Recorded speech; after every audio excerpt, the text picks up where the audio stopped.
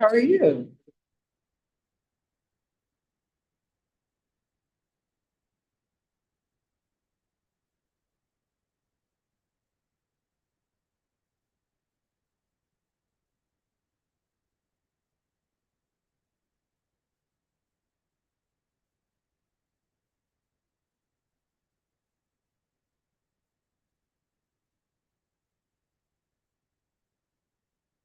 You ready to go? So good morning, everyone. Today is September 12th, 2024. The time is 10:11 a.m. and I call the Industrial Development Agency meeting into order. Yes, thank you, Madam Chair. I'll call the roll. Madam Chair, Sean Patterson Howard, Present. Brian Johnson, member. Present. Stephanie Vanderpool, member. Here, present. Dr. Darren Morton, he indicated he will be here shortly. He's absent at the moment. Also present is Chris McDonough, the school board representative. Also present is myself, Daria Shafazada of Harris Beach Agency Council, and Julie Marshall from Harris Beach is on remote. Ms. Mack is absent today. I think she's at a It's a economic conference. development conference. Yes. Okay, first matter of business is the approval of minutes from the August 8th, August 16th, and August 29th meetings. I believe the packets are in front of the report. If there is, well, I was going to make a motion that we adopt them as a group, but the mayor will likely abstain on one because she wasn't She present. wasn't present at one of Yeah, those. so, Yes. I make a motion that we adopt the minutes for August 8th, 2024. Is there a second? I second. All in favor? I, The mayor was absent at, no, she was at that, this wasn't at the 16th meeting? right, yeah, the next one. And she was present via remote at the 29th meeting, which we can then pass. Let's move to the August 29th approval of those minutes. Is there a motion? Yeah, I make a motion to adopt the minutes for a special meeting on August 29th, 2024. Is there a second? I second. All in favor? Aye. Passes 3-0. Financial report is next, financial statements. Julie, is there a way you could take a look at this and give us any update on the financials? I think you're on mute, Julie. Okay. So if we look at the financial statements, we can see that revenue is primarily generated from pilot revenue and fee and rent and lease revenue. For the quarter, we had $614,000 in revenue, with expenses totaling $885,000. So we had a loss for the quarter.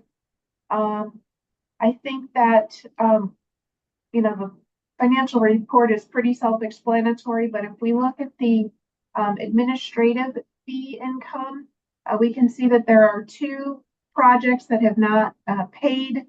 That would be the Dominican Magic and Regent Hospitality. Neither have paid their administrative fees for the year, as well as neither have made their pilot payments for 2024. Dominican Magic also did not make their second half 2023 pilot payment. Demand letters went out yesterday to both of those projects. I can tell you that Dominican Magic's total arrears is $94,191. Regent Hospitality's arrears is $36,448. Both of those include penalties and interest. Darius, I don't know if you want to add more to that. Yeah, I can add a little more to the administrative fees and sort of pilot discussion. For the year, our administrative fees are 88% collected, in excess of $96,000. There is excess money owed for administrative fees, as Julie indicated. We have reached out to both project attorneys, the Dominican Magic and the Regent Hospitality. I did speak to the Regent Hospitality attorney yesterday, and he is going to contact his client and see about the payment of the fees and also the pilot payments. The Dominican Magic attorney, I hope I have these matters right. I could flip flop him. Actually passed away. But I did speak with his son, who's running is answering his phone for his business, and there's a new attorney involved. So I'm going to reach out to that person today. So we are on top of it. Our demand letters went out. Hopefully they'll pay all the administrative fees and the pilots, and we can, get paid.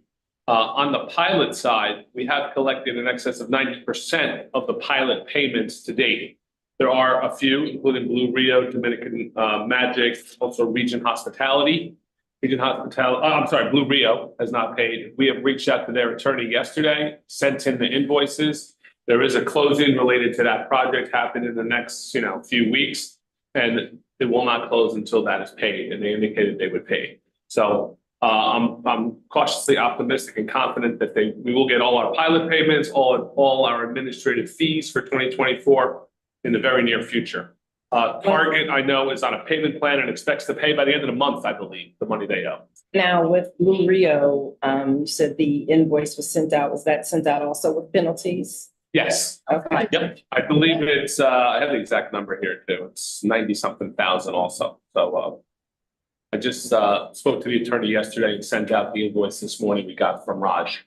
So we're on top of it, and I'm we're pushing.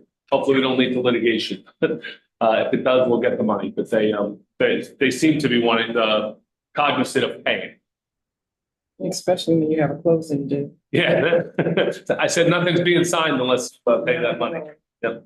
So we'll need that money at the closing and get it to the IDA as soon as the wires are ready to go.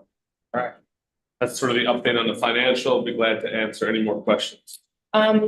In so far as Dominican Magic, we've not really heard anything from them as to what's going on. I know at one time before they had been in arrears, they were able to catch up.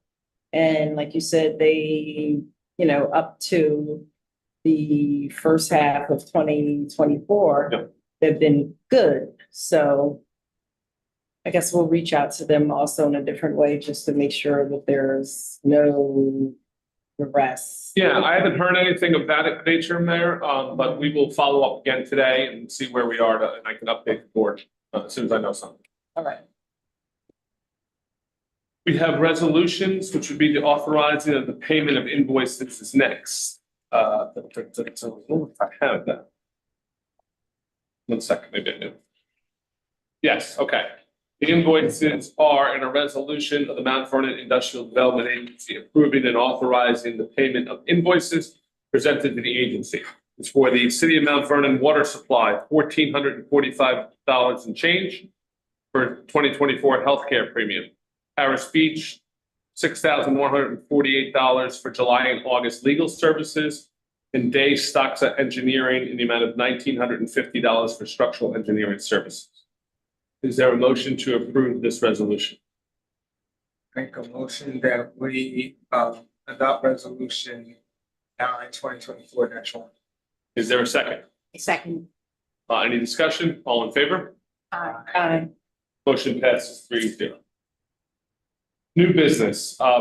We have an expense reimbursement agreement for Penrose Development. This is related to the potential development of the Sentinel project down on 3rd and 4th Avenue down there. There's been a lot of discussion and back and forth with Penrose and Sentinel concerning this project. There's going to be some fees that the IDA will incur, including legal fees, including appraisal fees, including potentially fees for survey and other things, economic analysis fees. So we have sent over an expense reimbursement agreement to council for Penrose. They have signed off on it. There'll be $15,000 initially in the account. With when it gets to a certain level, I believe it's down to $10,000. They will reimburse it back to $15,000. They have attorney has agreed to the agreement after some back and forth and red lines. So we presented it to you for approval. This way, we can move forward with our initial due diligence, the ground lease negotiations, and potentially enter into an agreement with Sentinel and Penrose. So this will be something that's favorable to the City of Mount Vernon IDA, where they're not spending any costs, but the developer is bearing the burden of those costs. We think it's appropriate for you to execute it and approve it. Are there any questions about that agreement? The maximum amount is 15,000, if we're gonna keep it leveled at 15,000 is what they have in the account. Basically, Account. we'll send them a bill.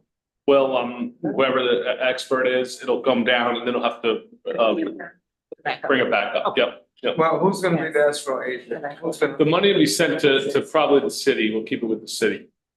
Similar to you do on development projects? Yeah. Okay. We've made I guess the comptroller is aware of it. I sent it to him. I think it should be, it's pretty standard. Yeah, okay. But if he needs to, we need to wait for him to discuss it to approve it, we can do that too.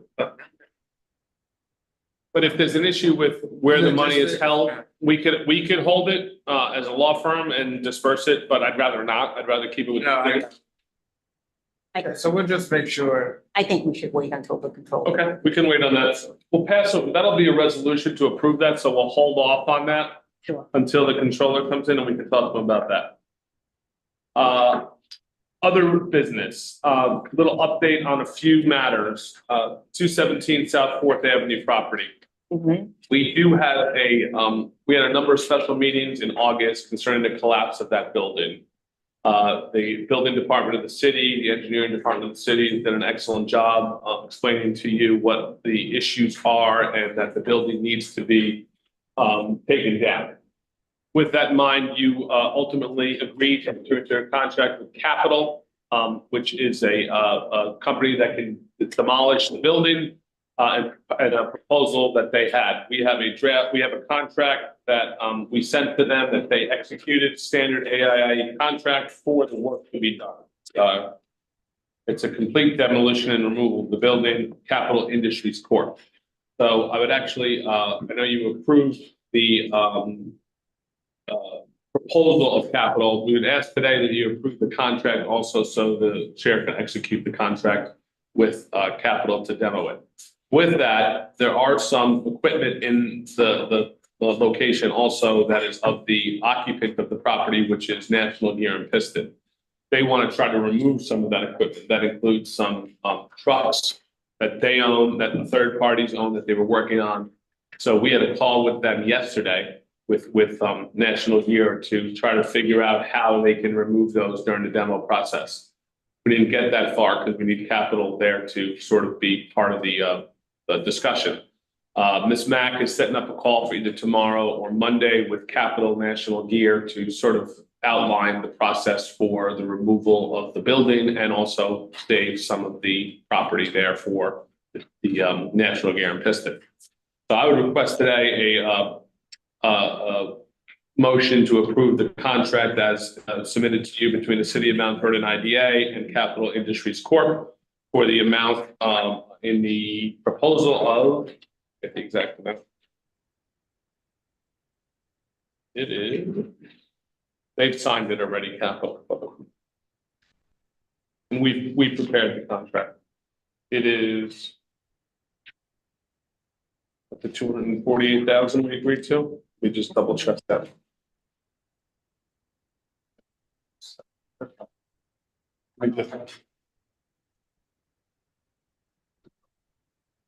That's the AIA contract, yeah, that they're gonna execute. They have their proposal. Yeah, I believe this is 248 attached, yeah. So I'd ask for a motion to approve that contract for execution. And we went through this with our construction and contract people at my firm have prepared this contract. Okay, I make a motion that we adopt the contract to enter into an agreement with Capital Industries Corp. For demolition of 217 South Fourth Avenue in the amount of $248,000. Is there a second? I second. Is there any discussion? Yeah. So. How are we paying for this? I believe there's money in the coffers. Or not? Back to. That was my assumption. Well, the IDA property. We have to demo it based on the structural integrity of the building. Probably. Would it have to come out of our money market account? Yeah. Whatever. A transfer of funds. We Mhm. will have a resolution next month to transfer funds to pay the invoice. Yeah, once the work is completed, it'll be inspected by, the professionals on the Mount Vernon side to ensure the work was done properly, and they will okay the requisition after proper invoices have been sent. At that point, we can approve the actual invoice, and the money can be transferred from one account to another to capital, demolition. Do we have any other encumbrances on that money market line that we're with? Well, I think that the issue there is that, I mean, just acknowledging, recognizing the fact that it is only $13,000 that's in the account. Right, and that, because of the situation in which the IDA was left in 19 and 20. And the status of IDA pertains to, right, it having to get reestablished in order to be able to get even additional funding in opening shooters. And we have been eating away at that money that was in money market, right? I mean, in addition to that, there was a number of lawsuits that had come from previous administrations, right, that ended up having to be paid out on that. So without the revenue necessarily, income stream coming in, to that, and expenses continuing on, that money has been replenished to this point. So now, now at this point, you take $240,000, right? And the question would be is what's now going to be the income? Now, I know that I think there's some money that's pending to come on rise with projects that are coming, but I just need for the board to be very conscious of the fact. That we're really operating thin, that our money market accounts gonna be quite thin. Mhm. Right, and in that, and so that there's gonna always have to be some shifts, as it pertains to even the focus of IDA, from the standpoint of, we have a director of business development, but we don't really have the executive director or director of IDA itself, right? And so broader kind of, goals and objectives probably we now need to be in a real aggressive or assertive conversations about, right? As it pertains to what are the other possibilities of income stream coming in. I just want to make sure I throw it out there, but we may have to have a conversation about it, at least about how do we begin to try to figure out what else, right? We can't be sitting down and waiting for the money to come in. We got to figure out how do we aggressively begin to pull in money. And I don't know all those little nuances about how the game itself actually, functions, so it gets that. Good points. Any other discussion? All in favor? Aye. That passes. We never like to give away money. A lack of enthusiasm in the There's vote. no enthusiasm. Yeah, I know, But we no, have I to know. acknowledge that it does. Yeah. Exactly. Exactly. If we could back up on a new business matter that we were discussing a moment ago, which was the Penrose Sentinel development. There was discussion about the expense reimbursement agreement. Controller Morton, I'll just give a little recap. As you know, there's been a presentation by Penrose and the Sentinel to the City Council, I believe here also to the IDA. They have a potential plan here. The initial work we need to do as professionals from the legal side, from the appraisal side, from the economic analysis side is needs to be done before we can enter into any type of contract to lease or ground lease the property. So that is in motion. As part of that discussion, we with Penrose, we said as an IDA that we are not going to expend any more fees in our money market account, that you would have to pay for the professionals on the side of the IDA to do their work. That would include our appraiser, Ms. Storrs, who's going to do an economic analysis, and us as a law firm. They've agreed to that. We have an expense reimbursement agreement. We've been negotiating with them. They're going to place $15,000 in escrow that could be used by the IDA for its expenses on the project. That will be replenished once it dips below a certain number. I believe it's $10,000. We have a draft expense reimbursement agreement. There was some questions about who would hold the money. I would propose that the city / IDA hold the money in escrow, and then once invoices are presented, they can be paid out of that escrow, and then we can notify Penrose to replenish the amount when needed. There was some discussion, just wanted you to be aware of it, that that's what's going to happen and be maintained by the city to dole out the money to the professionals. And it falls in order, or any questions, we're glad to either have a motion to approve that expense reimbursement agreement or answer any questions.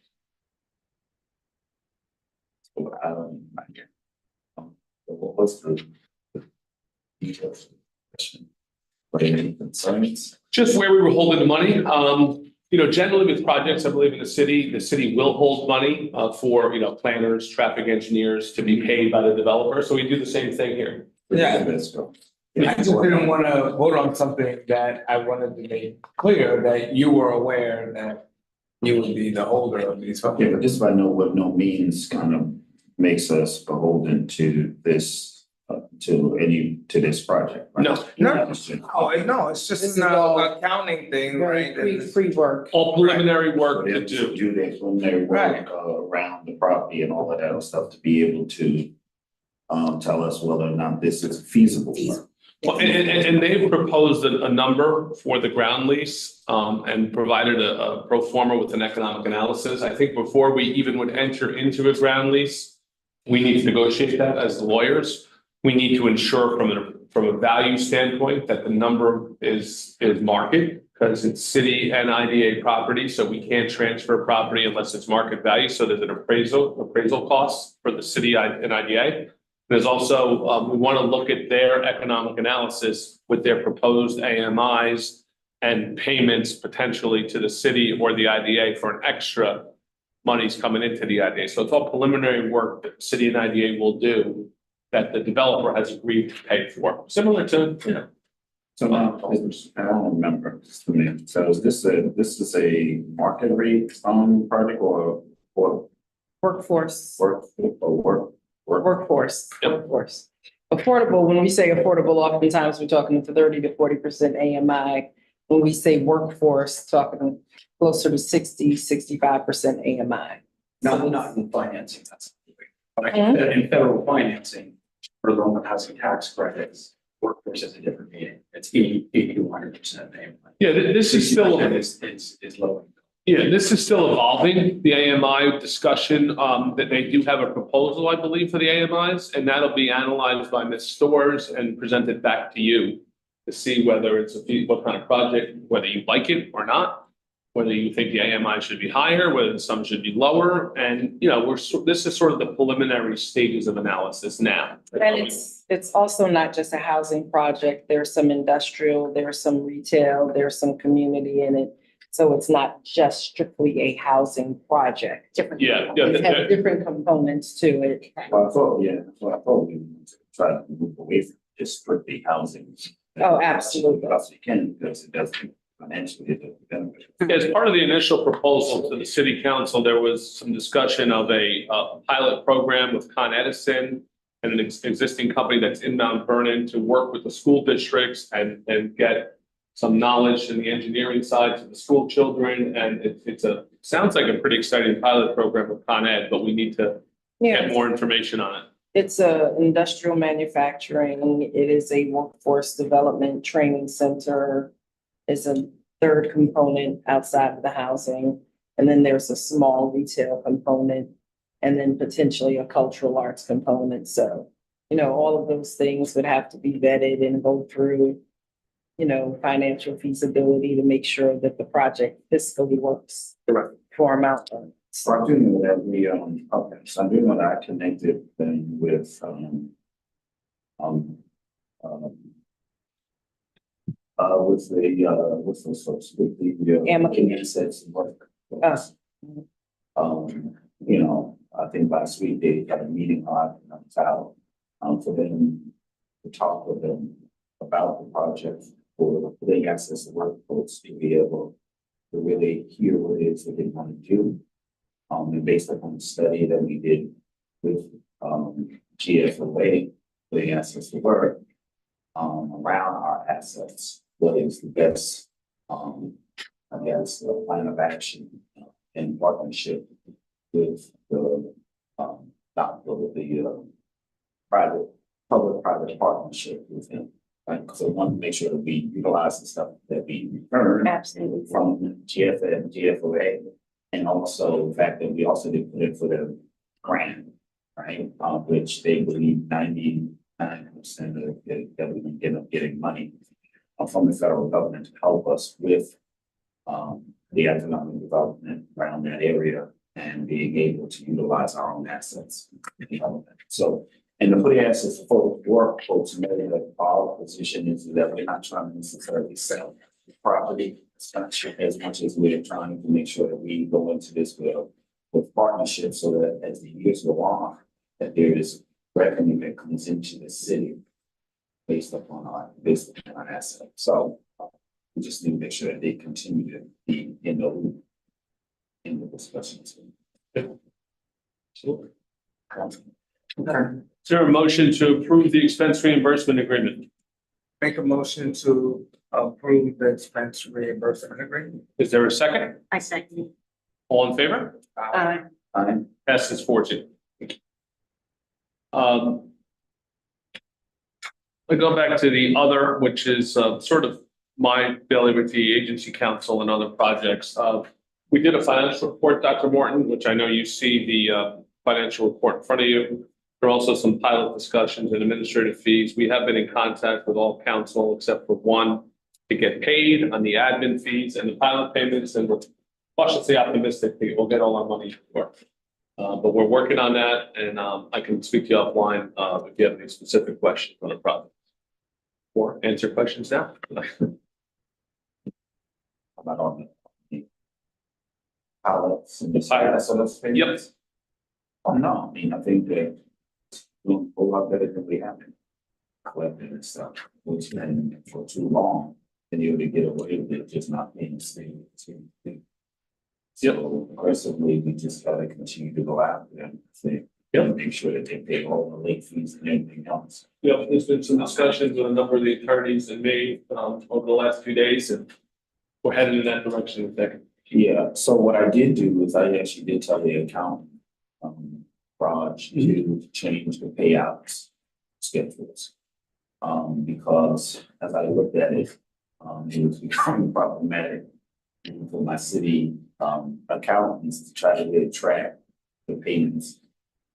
The payments are due for the pilots, in January and July, right? In January for the first half, July for the second half.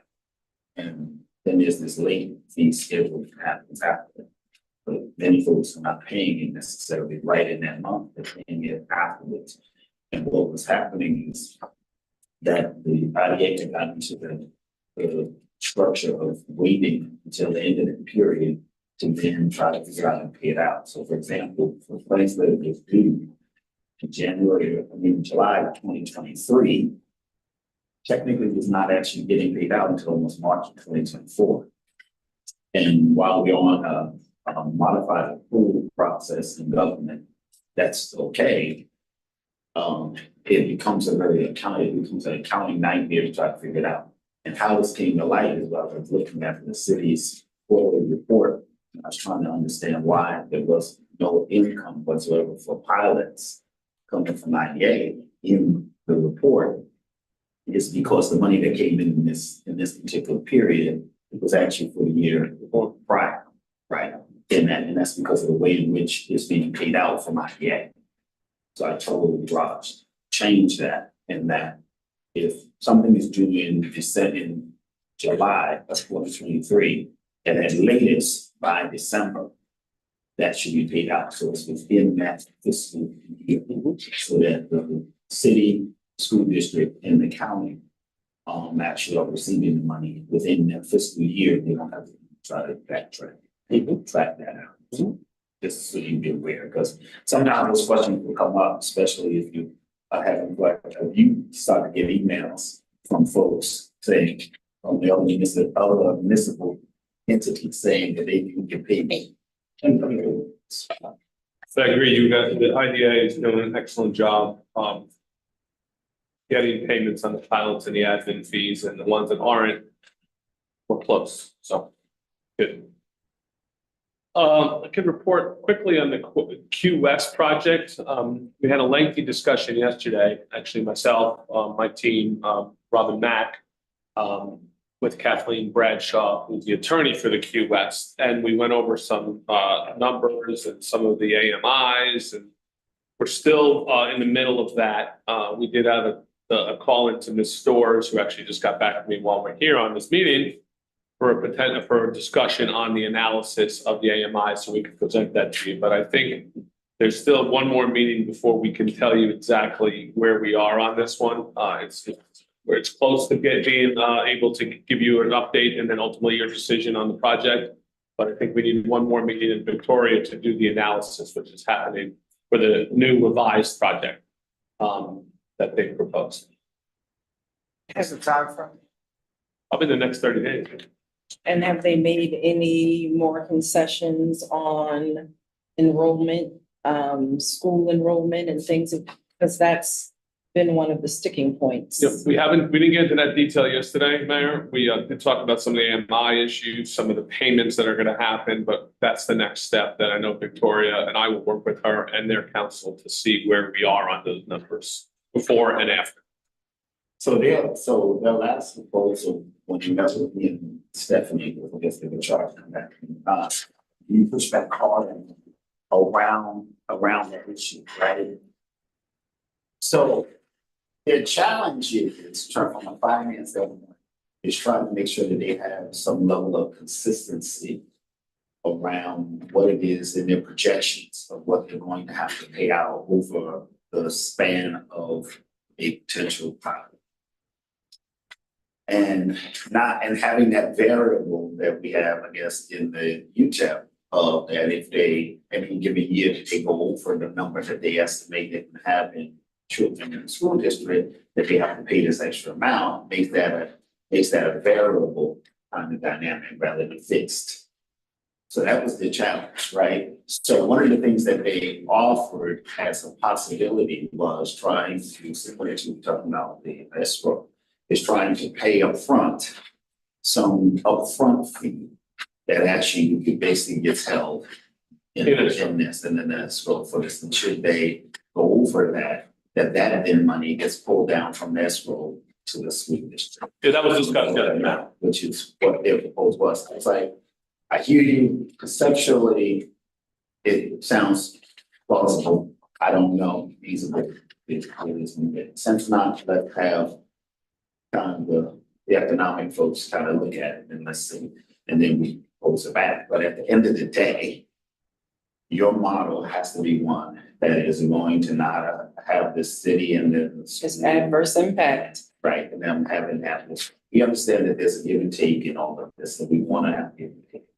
But how do we get there, I guess? Yeah. And they have the responsibility, they have the ability on the front end because they are the leasing agents to, you know, as you're accepting applications, as you're interviewing people to find out if these children are already in the school district, because we're talking about an addition, right? If someone is moving from one school to another, but they're already part of the school district, they're not part of that additional count. But if someone is moving in from another community, right, then they are part of that count, and they, you know, they have the ability to manage and can control it now. Whatever any of the issues are on their side, they have to manage it, but they can't kind of expect us to just be really casual about how, you know, the numbers can potentially, you know, increase, and they have to be willing to pay for that increase. So, you know, they have the leasing agents. It would be a great opportunity for them to work with the school district, the parent liaisons and things of that nature, you know, to make sure that their numbers don't go over, and a lot of what they are looking at are kids who are already in families who are already in district. But, you know, that's a them issue. Yeah, and I mean, and clearly this and any projects, I guess, at this point, you know, coming into the city there, we have to have some sort of system mechanism in place to hold, everybody accountable.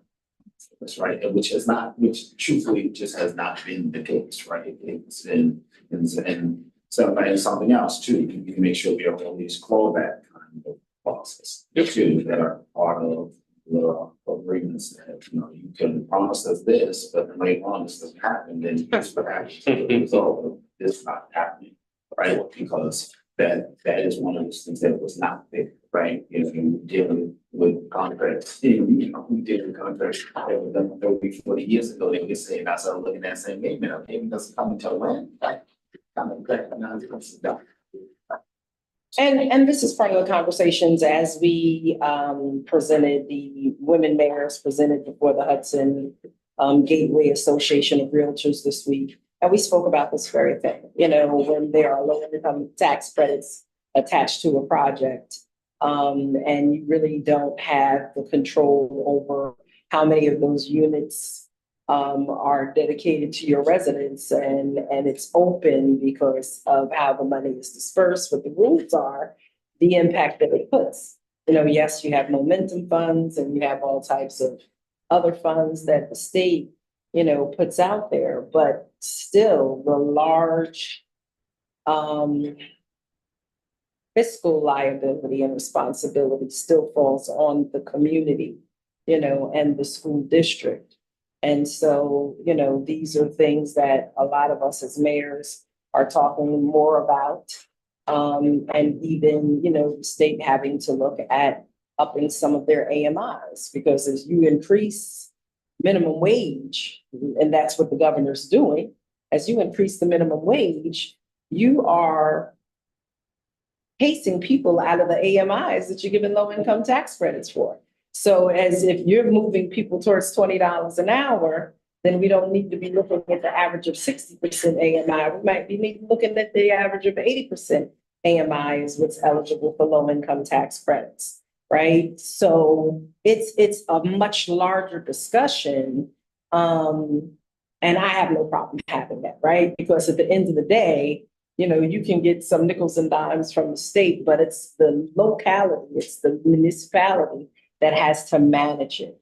And in no way do you want to discourage housing for people who need assistance. But at the same time, if the city's not getting the assistance to subsidize some of this for our services, not for the developer, but for the city services, then it doesn't. So those are the conversations that we're having with municipal leaders and within the city to make this make sense. I guess for me, I wrestle with all of this in some cases, in many cases, being a novice, right? And being a self-learned, self-taught kind of person and trying to figure out what does this all kind of mean, because it is not a very straight road. It's very windy, right? Between all of these kind of determinations and definitions and levels and all of that. It's how do we then, or do we need to create some sort of think tank that actually really does work kind of on it, so we can kind of get our arms wrapped around it. When I first became comptroller, one of the things that folks started to ask the question about is about ideas and about pilots and about all of that other stuff. And the community not necessarily understanding, well, I could educate the community more because I didn't fully understand it. So, I'm sorry, you can't hear me? As thanks, preach you can, but you can't speak loud. Well, we got the arrow. So, and I think there's still this mystery around it, right? And folks not necessarily understanding what are the challenges and also what are the benefits around the projects, affordable projects, workforce projects, tax credits, all of those stuff. How does that work? How does it not work, right, on it? And we have to figure out a way to better educate everybody, including ourselves, on this.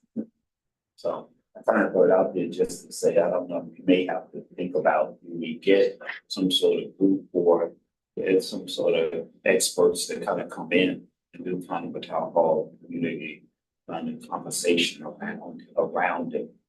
And then the conversation that the government is not who the government was before, right? You know, there were times where people had the expectation, if you had a unit, you could have that unit for the rest of your life.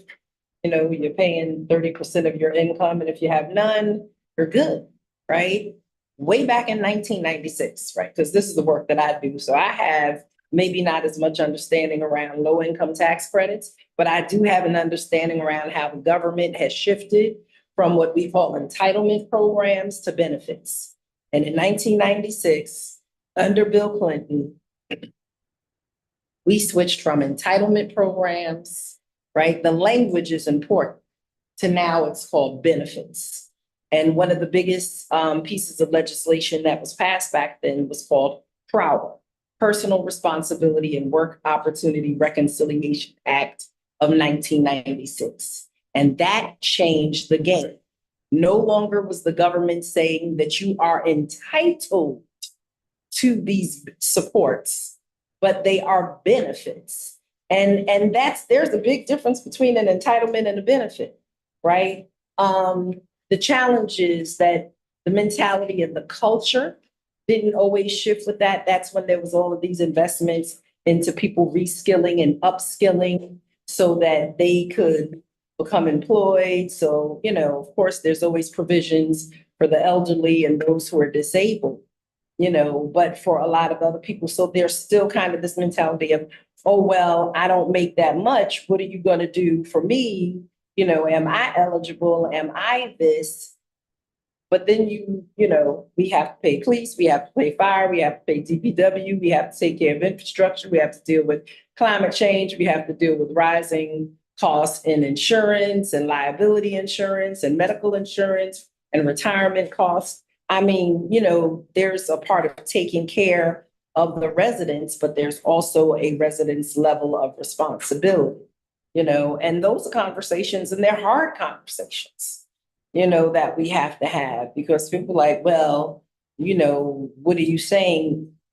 Is this gentrification? So then they throw out that word. No, it's not gentrification. It's what have you done to take advantage of opportunities for work training and workforce development so that you could reskill and upskill yourself, so that as we have to move in higher directions and affordability for housing becomes more challenging, what have you done to prepare yourself? Right. And it's a hard conversation and it's a hard reality, but it's part of the conversation that still also has to be had along with all of this, along with the fact that, you know, now we're paying more for minimum wage, oftentimes for people who haven't increased their skill, right? Like all of that is tied up in it, and it's all a challenge. Yeah, and I think for me, and I'm learning more and more, right, that also the financial landscape and the financial models around these projects and things of this sort also have shifted and changed in the government, and how the government deals with even tax credits, you know, in these projects has changed. It's different. You know, so we got projects now that are in the city that we are finding that are struggling and having problems. And now that's why you find that a lot of them are either selling or refinancing folks that are, you know, involved in these projects. Like, for example, like even with Macedonia, who has an interest in Macedonia Towers, you know, but, you know, again, if you be a general partner, but there's limited partners that actually are the real investors that kind of in the project itself. That's why people start to say, well, wait a minute, I need to kind of sell my interest in this and get out of this, right? Because it's becoming much more challenging and difficult to manage these projects, especially when you know, especially the new projects where they've shifted from now, where, you know, you could finance a project, it could be very easily that the project is not necessarily project based in kind of the funding for it, but now it is, right? And we find that there's so many of these housing projects and things of the sort that are having issues, right? All of them. Rising utilities, rising maintenance and operations and staffing. So. Can we ask, sorry, I didn't mean to. Could we ask the developer, they sent out the schedule, shelter rent schedule, and the cash flow schedule back in August. As a Request for QS? for Q West. It was as a PDF. You guys got that, looked like it, and taken from a spreadsheet, put into a PDF, copied a few times on a copy machine and then sent to us. It originated with a spreadsheet. If we could get the spreadsheet, that would be helpful because that would save us time in running our own analytics, which I like to do.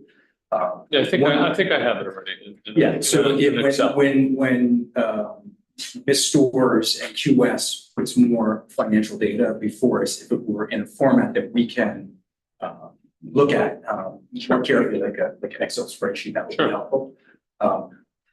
The official position from the school district came from the lawyer in January on this project that you guys are in possession of. That, I think that's a good position for us to be in. I looked at the schedule that was sent in August. It looks like what they're offering is some additional payment to the school district over years 16 through 30. One question. We rejected that one. Yeah. Well, that's the last one we have. Oh, In August, so that was rejected. I wasn't made aware. No, but and the potential for, as Dr. Morton indicated, an upfront payment that would be held in escrow that would be reduced based on increase in school children. Okay, so we can be read into these conversations as early as possible. That would be helpful for the school district. That's the potential. We're sort of still talking, so. Right. On the legal side and on the economic side, So- before we want to present anything to the whole board. Okay, so what was sent out in August is now dead. That schedule. is- Well, no, so what happened was, right, so they sent it out to, what was charged is that in the previous meeting of this board, they went in directed that they needed to then have a come back over the bid, go back, redo their numbers, and then come and meet with me and Stephanie about it, right? And to look at it and see. Me and Stephanie met, we were like, that's when they proposed this, we were like, yeah, we need to give it time. We don't think that that's still gonna work. You need to go back and do some more, right, on this. So, but what we'll do is we'll take whatever it is that you're proposing and give it to our folks to do some work as well, which is what I send it out. How to the board say, here, this is what the last thing that we told you, they need to probably think about some more stuff. We'll eventually come back for a conversation. Right, perfect. Yeah, like you said, these are Ready in 30 days. things, so having some lead time to look at it carefully is important to fully grasp it. You know, I mean, and you know, everyone will say, oh, IDA shouldn't even be dealing in housing and things of that nature. We have a very old housing stock here in Mount Vernon, and the more that we're doing our fire inspections, the more that we're, you know, doing these things. We have some real dilapidated housing, so we do need new housing, right? But for me, again, if it's going to be new housing, it's housing that I want people who are living in dilapidated housing to be able to move to the new housing so that they can have quality of life, not just housing that people can move outside of the community. And now we have a higher concentration of people with high needs, right? That impact the services and impact the school district. Yeah, that's the difference. You know, that's the thing here, so. Any dollar in the fork on school taxes is a potential problem, Mhm. particularly in our community. We know the data are pretty clear on this. We should be looking to pump more tax dollars into our schools, not potentially strapping them by removing tax dollars from school. And at the same time, building housing for, while it's a noble thing to do, but it shouldn't be done at the expense of the kids in the school district. So that's a position that's pretty well understood now. I don't know if you guys look at the Opportunity Insights, which is a Harvard research group. They've been studying the impact of neighborhoods on economic mobility and generational wealth. So one big question I have about this neighborhood is what kind of opportunity and generational wealth opportunities will it offer to the kids who grow up there? I think that needs to be answered. I've tried to find some good data that would support building this type of housing, large clusters of people all under 80% or a little bit between 80 and 90%. What kind of outcomes will we produce for those children? I think that needs to be understood and considered when we're doing stuff like this. I think that's a complicated question. Well, these are all complicated. And just, and pre you coming on to this committee, One of the challenges, and I want to be very clear about this, that we put to the board, and I'm not sure where the board has moved on it. You know, the board focuses on these developments and talks about how it's the way that more kids who need services come into the district. I asked the board to really go back also and look at their registration patterns, because a lot of high needs children are moving in through voucher payments that come out of New York City and surrounding Westchester communities. And are you really looking at that, right? And the per pupil Because cost goes up. when you're, yes, when you're looking at children who have special needs and IEPs, and how they are coming in not through these developments per se, but they're coming in through regular registration, that we really need the school district to take a look at that, right? Because and manage that, right? And be very clear, and then go back to some of those jurisdictions and find out literally why are you giving people Section 8 or a subsidy and sending them directly to our community because you don't want to have to deal with them. And so when you talk about the rising costs of average student Yeah, per pupil. expenses, Yeah. that is not necessarily coming from the developments. And then we also had a conversation that we have to find a way to spark growth in the school district, because our school district has lost almost 25% of its students over the last few years. And so while the school budget has not decreased, you know, it might just be subsidizing the cost of more students who are on IEPs or have extra needs or things of that nature. But the school district, which was at 10,000, that number hasn't been the average of our enrollment for a long, long time. And, you know, so we are looking at projects that might help and support that. But then a lot of people who come in and buy houses or move into the market rate housing here opt not to send their kids to the school district. So it's a they're going to catch 22. No, but so it would suggest, I mean, and I've said it before, right? It's just that this is such a complicated, complex issue or issues that all of us who have been elected people to kind of shepherd this and to guard it have to be very analytical about everything that we do. Be able to also have transparency and discussion across the board around how we kind of partner together to make sure that we're safeguarding this. Because otherwise, what happens is that what is the past model is that that the school district and the city has operated in this very siloed kind of approach to it.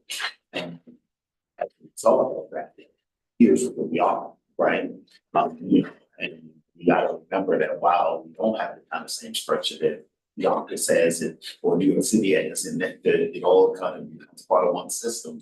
They are one system, but at the end of the day, the folks are being challenged and suffering, right? I had a meeting with the school district a few weeks ago around you know, taxes, school taxes and all that. And I think it became very, very clear to everybody in the room, we in this together. And we got the same people, right, that are having the same struggle. And it's just a matter that we keep shifting the can, and the can down the road on this until we can try to figure out how we invest can also educate, because we got to go on the education campaign, you know, right to the public as to how this affects. Your taxes are not paid at the school district. What does that mean as it pertains to the school district being able to do what it needs to do? Right? What does that mean as it comes to the city's cash flow that the city is obligated by state law to make a school district whole after 2 years, whether they got the money or they don't, right? All of this becomes this, you know, a place where we got a lot of work to do, but we can do it. And I believe we can do it, you know, and I believe that if we learn how to work together, as opposed to fight and say, no, this is your issue, this is your issue, this is your issue. It's one city, you know, and when you have young families who are looking to move in and they're trying to figure out taxes and mortgages and quality of life and say, well, I have on top of all of this, a big private school challenge, right? You know, that makes it hard. So we definitely want to see the school district to be in a place where you're able to bring into the fold those people who are choosing to do private school because they have the means, but we really want the public schools to be one where they choose that. I mean, I'm an alumni of the public school system. You're an alumni, you know, we know at one time it worked very, very well.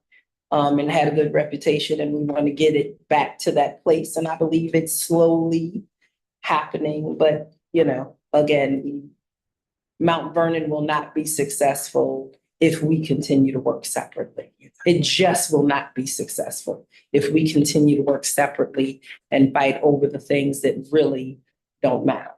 So, all righty.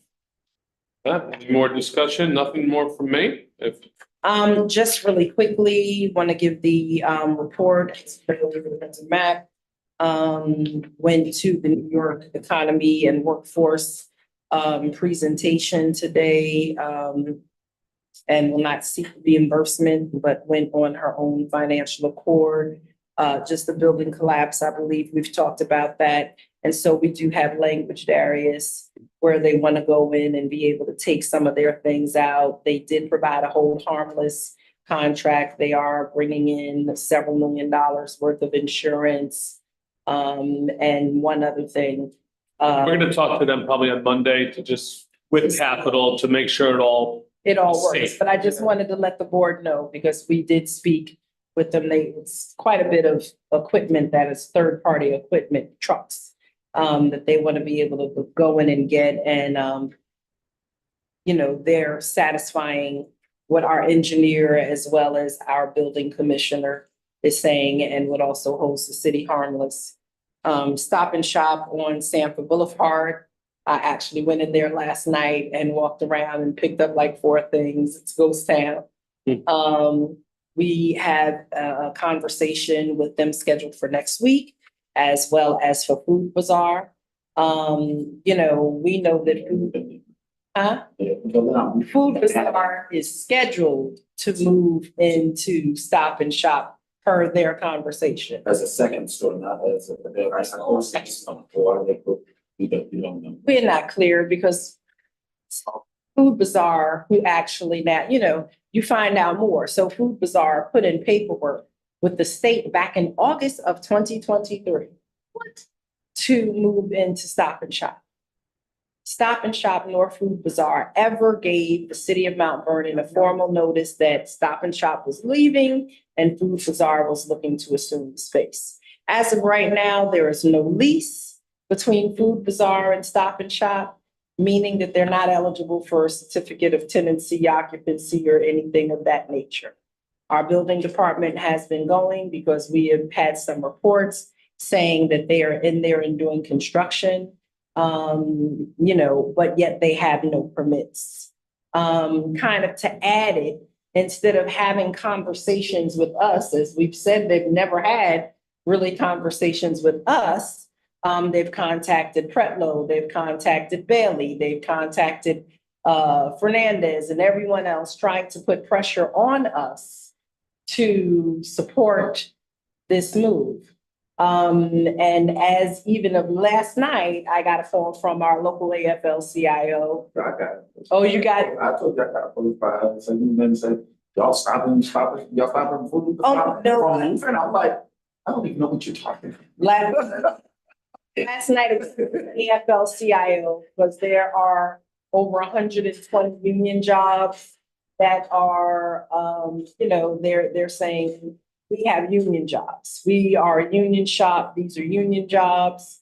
You know, they said we hear that y'all are looking at a Whole Foods and looking at bringing some other things and interested for that corridor, right? Because Food Bazaar on its own website says that they are a store whose mission is to go into food deserts in Black and brown, low-income, underserved communities. We know that the Heights and the Sanford Boulevard corridor is not that corridor, right? So we've heard from our residents time and time again that the quality of food, the cost of the food, the offerings, you know, are not of a first-tier, full-service supermarket. So, you know, when we heard that Stop and Shop was looking to leave, we reached out to them immediately, even though kind of for them, the deal was done, and said, we would like to help you find a more, and I want to be very careful how I choose my words, right? Because this is based on our constituents. Our constituents have asked us to work to find a more suitable, right? So this is not a personal dislike of Food Bazaar, but we are also elected to represent our constituents. And the overwhelming number of our constituents are not interested in a Food Bazaar at this location. Which also begs the, which also begs the question as to whether how we get our own really wrapped up in the business of the city. And of course, we talked about this before, right? That we don't necessarily have it would be fully functioning chamber of commerce, and all of that, but and we don't necessarily have a good handle on what businesses really are operating and how they're operating in the city, because there just has not been this system, this mechanism in place to do that. And we talked about trying to figure out ways to how to get businesses to have to register to be in nonprofit, so that at least we can get some good understanding. Because to that end, we don't even know if we are truly absolutely collecting all of the sales tax that we need to collect for the people that we should be, because we don't know who's necessarily here and who they are, right? And so, yeah, I mean, I guess that's why I go back to the thing that you talked about. We probably need to have a conversation about IDA and IDA's broader responsibility around, and what does that mean? And I know people don't like to hear it when you say, okay, well, we got to add a staff person to do something, but yeah, you may have to add a staff person to do something, but we also got to add, if you want to add a staff person to do this and really kind of get your arms around business registration, certification, compliance, with all of that other stuff, there also has to be some measure of accountability to producing what needs to be done, right? If you want to do that, then as well as the fact that, it's beyond time that we introduce some moratoriums, right? And I know our Director of Business Development did introduce some moratoriums for legislation to be passed over a year and a half ago. And it was voted down types of businesses, we're oversaturated with, types of businesses like personal care businesses. because we don't get any sales tax. Personal care businesses do not pay sales tax, right? So it is nothing against any group, any ethnicity, any culture, or any industry, but goodness, we can get our hair done, our nails done, tattoos. We can get all of that stuff done in far too many places at Mount Vernon. And there are no fiscal benefits tax-wise. We have to serve those businesses, but we get no fiscal benefit from those businesses, and those are cash. They take up business spaces. And they take up business spaces. Secondly, at that time, we had also introduced a moratorium on smoke shops, right? Because smoke shops, again, how many of them do we need in our community? And people may be like, well, smoke shops, cannabis shops, same thing. No. Cannabis shops are much more highly regulated. The licensing process is different, and the sales tax comes in through a whole different kind of mechanism where we know that these businesses are producing revenue for our city. So I think these are conversations that we have to go back to. Because we're taking up space for businesses that pay us no sales tax. And because we border with New York City, and New York City has now imposed a sales tax on those types of businesses, they are just coming across the border.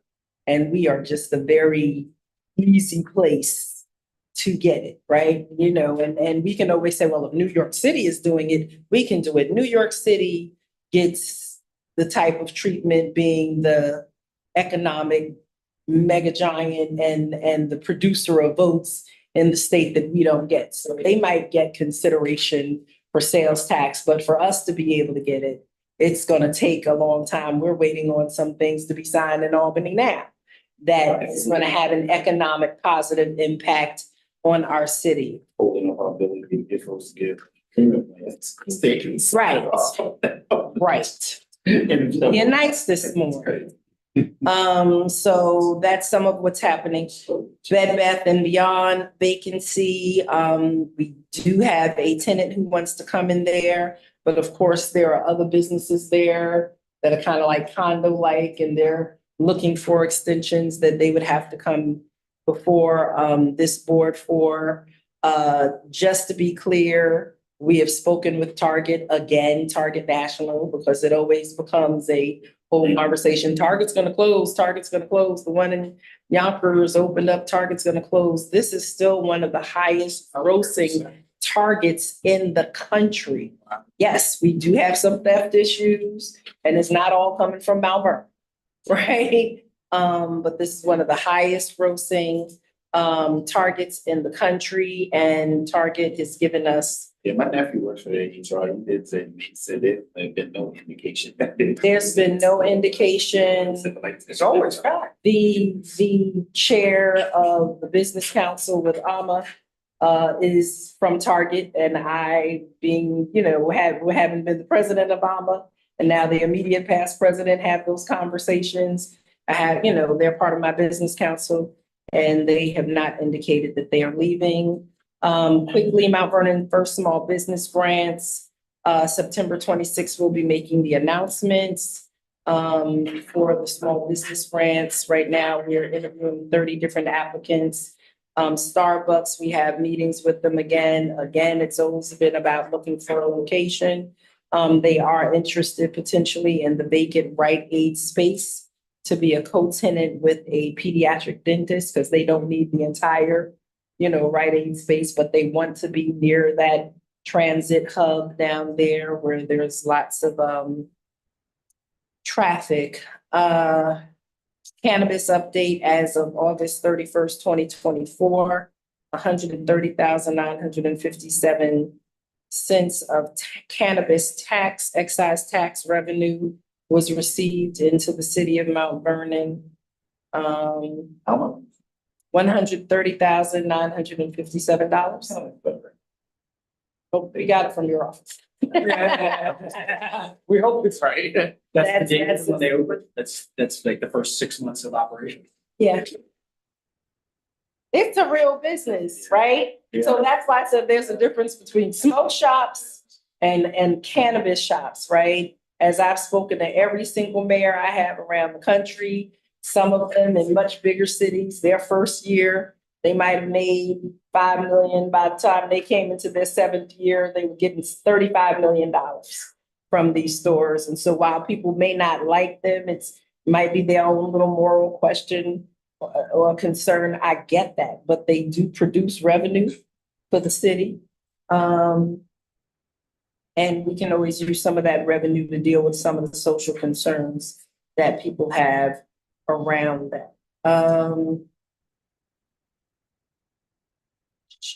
And the last thing is that we have submitted a notice of intent to apply for round 8 of the downtown revitalization incentive grant. That doesn't obligate us to proceed with the application, but however, it does help the state to know that we're interested. And, each year we have a better opportunity as we have our putting assets to work, as we do our comprehensive plan. But we also definitely, as you had already mentioned earlier, have to build up the Chamber of Commerce, because any successful application for a downtown revitalization plan is going to have to demonstrate a very active and involved either chamber or business owners by whatever name we call them. So that is the business report. We know that Robin sent that to us, or Can you just ask her? It was emailed. Okay, if she emailed, I just. Okay, I will email it to y'all. She emailed it to me and the administrative team, and I'll forward it to you. Motion for adjournment, I make a motion to adjourn. second, all in favor? Aye. Aye. Next meeting is October tenth. Move. Can't get it wrong when there's a parliamentarian. That's it. That's it.